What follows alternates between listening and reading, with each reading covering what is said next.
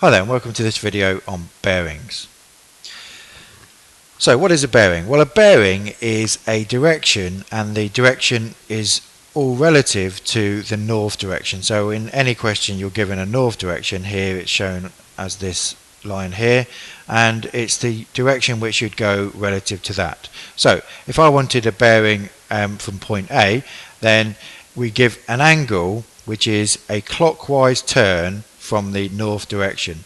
So if I wanted to show a bearing of 60 degrees from A, then we'd write that using 3 digits, 060, and then we'd get a protractor and we would measure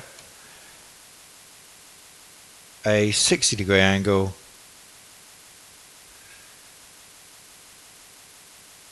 from that point there. Obviously, if you're not sure how to, or you're not confident how to use a protractor, then it's worth having a look at that on another video.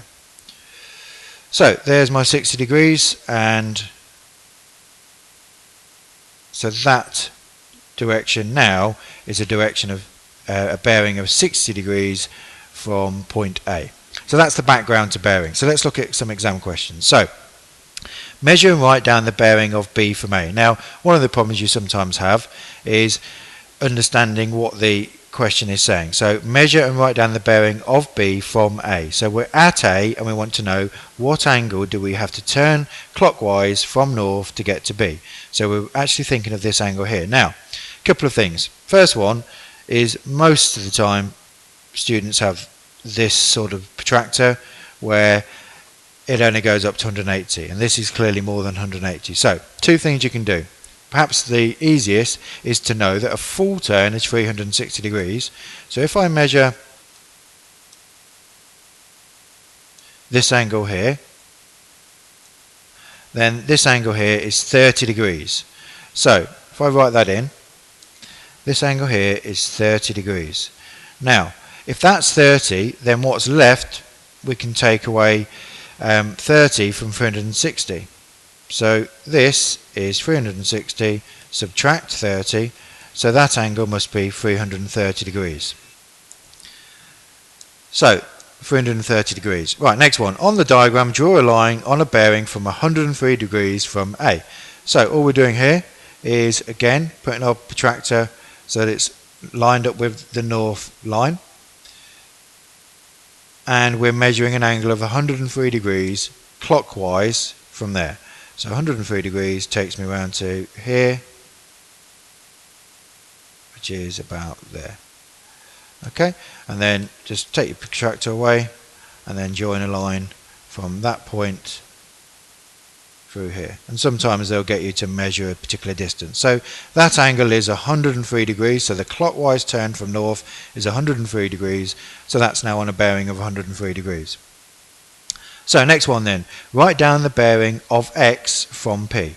So we're at P and we want to know the bearing to get to X. Well, again, there's our north line, and it's shown on here that we need to turn through 65 degrees, so the angle is 65 degrees.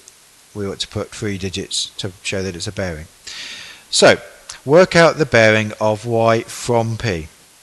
So we're from P, so we're at P and we want to know what angle do I turn from north to get to Y. So it's this angle all the way around here. So if I just show this with a highlighter, so basically we're doing that angle there. So, well, we're given that this is 65, but we don't know what this angle is, so we can't just add it on. But we are told that this is 140. So the bit that we're not going to turn through is 140, so this must be 360 minus 140, which is 220 degrees. Okay, last question then. So the diagram shows the position of two telephone masts, X and Y, on a map. A. Measure the bearing of Y from X. So we're at X. We're at X and we want to know how do we get to Y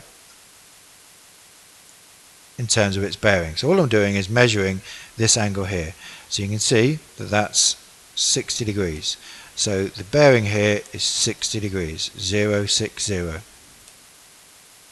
So another mass Z is on a bearing of 160 degrees from Y. On the map, Z is 4 centimeters from Y. So Z is 4 centimeters from here on that bearing of 160. So let's look at the next part. So mark the position of Z with a cross X and label it Z. So we've first of all got to do the 160 degrees, which is just there. And just about see that point there, just make it clearer. So that's 160 degrees. Now, we need to make sure that the line is 4 centimeters. So I'm just going to get my ruler here. So we're going to draw a line that goes from that point there and it's 4 centimeters.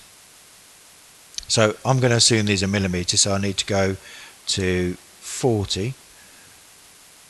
Obviously when the ruler you use the appropriate thing. So there's my line, and that's now on a bearing of 160 degrees and it's 4 centimeters long. So I'll put my cross at the end and that's my point Z. So that's satisfied all of these different things. It's 160 degrees and it's 4 centimeters. Okay, that's it. Thank you.